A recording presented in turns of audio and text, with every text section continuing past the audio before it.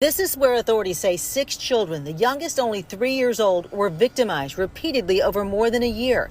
It's an underground storm shelter near the home of William Chase McElroy, one of the men charged with raping and sodomizing the children, as well as kidnapping and human trafficking. Inside the storm shelter, there were chairs and beds and things of that nature. And the children were drugged by Mr. Trejos and tied to the bed and to the chair and to a pole.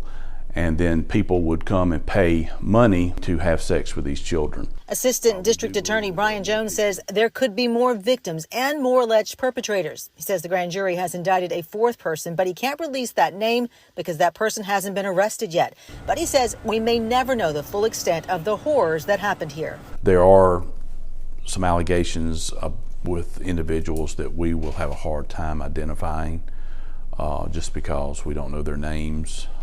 And the children were drugged, according to one of the co-defendants, and so they may not be able to recognize or be able to identify anyone. Jones says many of these details came from some of the defendants themselves. This has been a tough case for investigators and prosecutors, one they've been looking into since the first of the year. It absolutely infuriates me, but we have to kind of put that aside and just do the job. That's all we can do.